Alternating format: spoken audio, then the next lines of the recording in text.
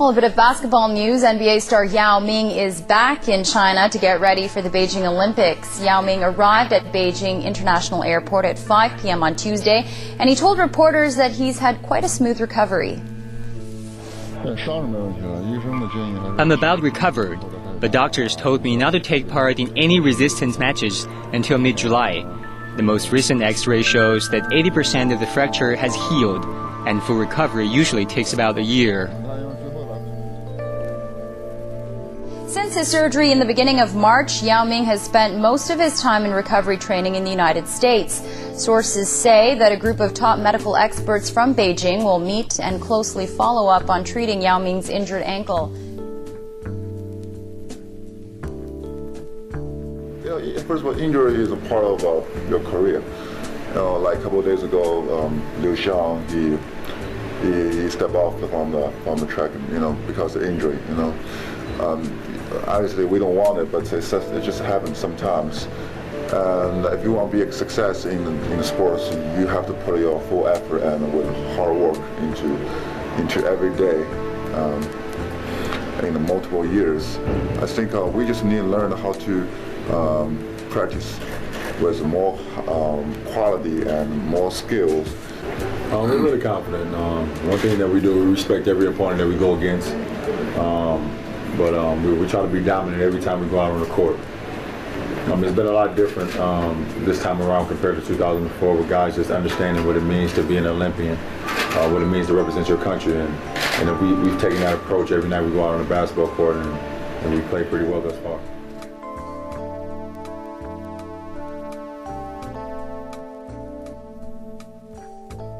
Yao Ming led the Chinese national team into the Beijing Olympics over the summer of 2008 and was available for the Rockets to start the regular season. The team acquired Ron Artest from Sacramento, adding more talent to their deep roster. He immediately became an integral part of the team, and his hustle and energy on the defensive end made him a fan favorite.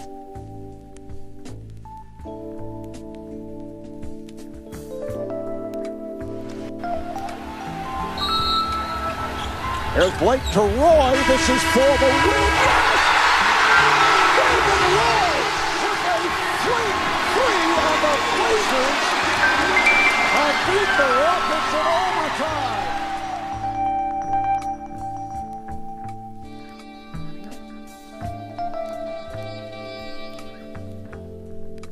Now, Pal, this was supposed to be the big test for the Lakers, the Houston Rockets. They have their big three, but you made it look easy tonight. Well, they have a good team, but we just have a better team, I think, and that's just the way things are right now.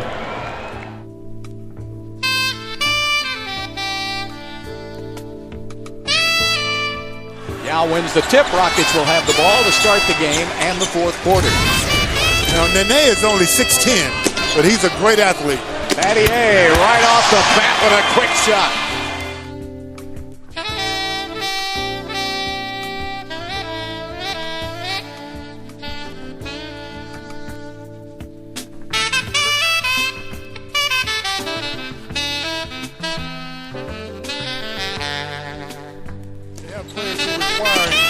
The double team.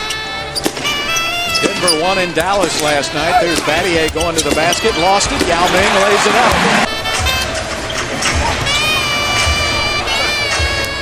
7 seconds, down to 6 on the shot clock. T-Mac back to Aaron Brooks. Aaron takes it from LeBron. Oh! He shot that out on the street.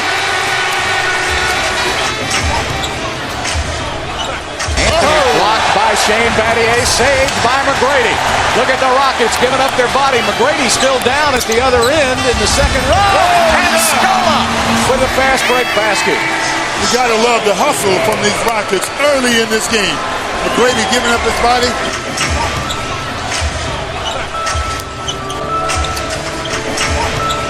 T-Mac sets up Scola, who rims it out. Yao's got it. Yao takes it to the floor, hooks it up and in.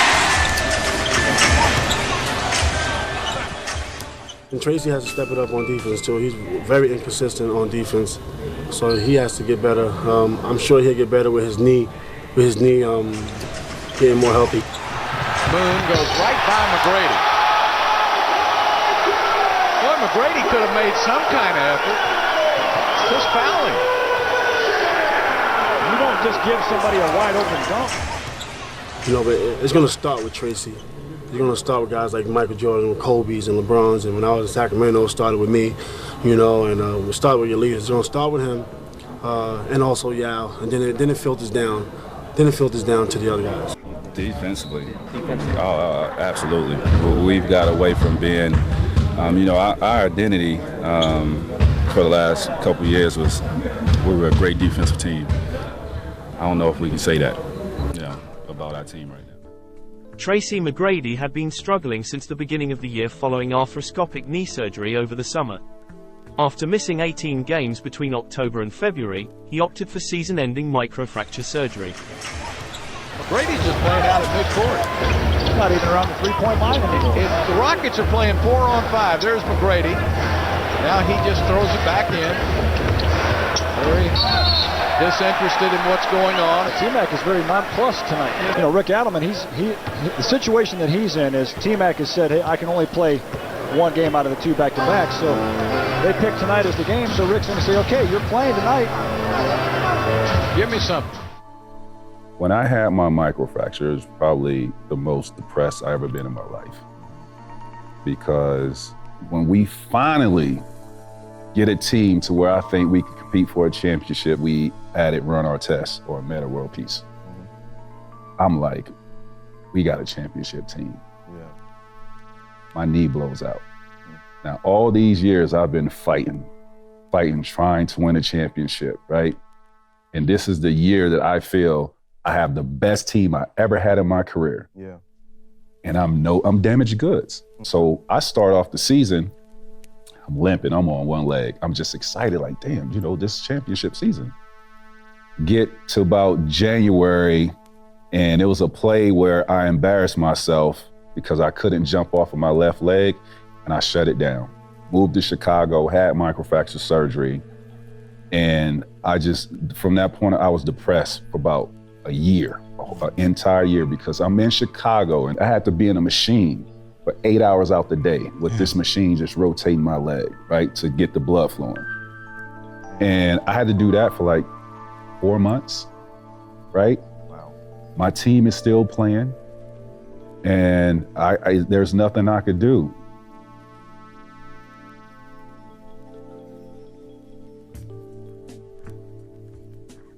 Daryl Morey would also pull the trigger on a 3-team trade that sent starting point guard Rafa Alston to the Orlando Magic.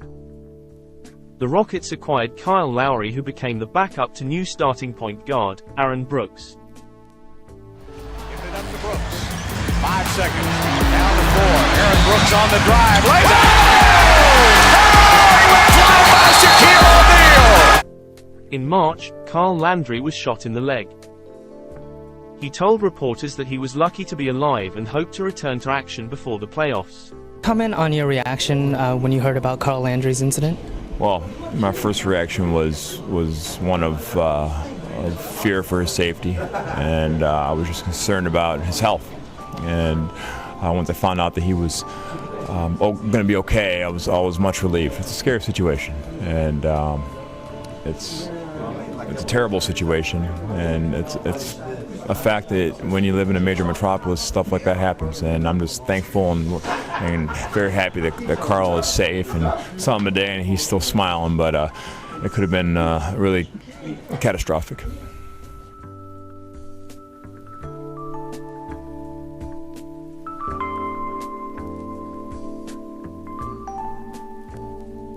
Despite the injury to McGrady, the Rockets finished the season strong. Their 53 wins were good for the 5th seed, and they headed to Portland, looking to advance past the opening round for the first time in over a decade. The Houston Rockets have not won a playoff series since 1997. Since then, they've had 5 opportunities to win a series with one more win. Houston has dropped all 5 of those games by an average of nearly 20 points while shooting under 40% from the floor. That's never a good thing. Live from Toyota Center in downtown Houston, My 20 presents the NBA playoffs. And tonight it's Game 6. The Houston Rockets going against the Portland Trailblazers. Hi, everybody. I'm Bill Worrell along with Matt Bullard and Clyde Drexler. Good to have you here tonight. The Rockets hoping to hold that home court advantage, and if they do, they can advance to the second round of the playoffs for the first time in 12 years. Rockets fans are ready to go tonight. So let's check out tonight's Southwest Airlines starting lineups. For the Portland Trailblazers, Rudy Fernandez, LaMarcus Aldridge, Joe Prisbilla, Brandon Roy, and Steve Blake. For the Houston Rockets, they'll line up this way. Shane Battier, Louis Scully, Yao Ming, Ron Artest, and Aaron Brooks. Aaron Brooks has had a sensational series. A little up and down at times, but if he's consistent tonight, the Rockets will be in trouble. The Rockets have a huge home court advantage tonight. They've won 12 of the last 13 games here against the Trailblazers, and they're a perfect 7-0 in playoff games at home against Portland. Hey guys, make no mistake, this is the Rockets Game 7. This is a must-win. Trying to get it to Yao Ming. Yao runs it down. Gets it to Scola. Scola puts it up and in. Always a broken play goes to the basket. Yeah, if you can see that ball go in on the first possession, that gives you a lot of confidence. Steal by Scola. Nicholas Batum has been starting in all of the games. Rudy Fernandez starting tonight. And got a little turnover there. They go to Yao Ming. Yao right now with Prisbilla one-on-one. Takes it with a hook shot. Yes! The question for him and everybody else is, can they win 2 games in a row to keep it alive? Can they win 3 games in a row to win it? Oh, Ron Artest with a 3. There's LaMarcus Aldridge. So right now, he is the only Blazer to get on the scoreboard. First quarter tied at 9. Yao making his presence felt. One of his 2 blocks on Steve Blake with the rejection. Rockets up by 3 here. And Von Wafer going off here. Spots up and knocks down the 3. And that's one of the great things about the NBA. Here's a guy that was not on the NBA roster at the beginning of the season, making a big-time contribution. Yao was on a roster and throwing it down right over Joel Prisbilla. Yeah, that's a big step for me. Of course, it always tastes great. When the clock running down, I'm still not believe that's coming true. And obviously, now we know that field we need to keep moving forward. Rockets up by 16 here, though. Aaron Brooks feeling it. Brooks again, he's going to be open for another 3. He had 13 points, 11 in the second half, so a big second half performance. And a second-year guard. They trade Ray for Austin, and they say, we believe in you. You're going to be our starting point guard. Instead of wilting under the pressure, he embraced it and has been playing great basketball. Rockets are moving on to the second round, first time in 12 years. Look at Artest. He's still going halfway up the building. He's going to take a seat. Ron says, I'm tired. They won't let him out. They're mobbing him. Rockets playing 4-on-5. Ron Artest is in that group. And a timeout taken by Aaron Brooks. Ron Artest, they're not going to let him go. It's party time in Houston. Well, I've been in the stands before.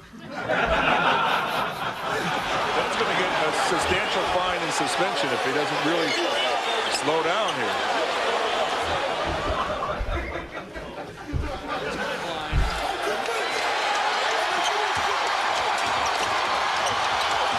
There goes Ben Wallace again. There goes Artest up into the crowd. And I just want. But this time at home court. It was home court. This time at home court. It was home court. It was home court. I wanted to soak it and I had to sit down. He's absolutely out of his mind. And Steven Jackson's slugging people in the crowd here. The whole Indiana team is in the crowd. And nobody was. Actually, this guy offered me some beer. When he did that, I was like, you know what? I'm going to sit down and enjoy this. He's not throwing it at me. He's actually at. I was going to take a sip, but there's too many cameras.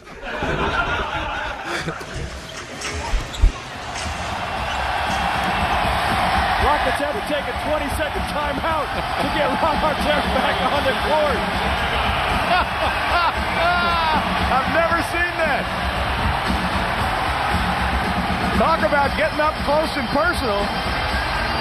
Yeah, they'll talk about that for the rest of their lives. Yeah, Ron, the fans showing a lot of appreciation for what Ron Artest has done in this game tonight. Let me show my appreciation. The Rockets are going to get out of the first round for the first time in 12 years. And thanks to that guy right there. What a first year he has had in this city. It wasn't an easy series. They were singing 999, not goodbye, but it'd be nice to show a little respect, and the fans gave them a round of applause. I thought it was important because it wasn't easy. And they got us ready, for this next series. And I didn't want the fans just so happy to get out the first round. I'm like, I'm just not happy to just be out the first round. That's just not our goals here. That's not LA's goal. That is not Boston's goal. That is not Cleveland's goal. That's not our goal.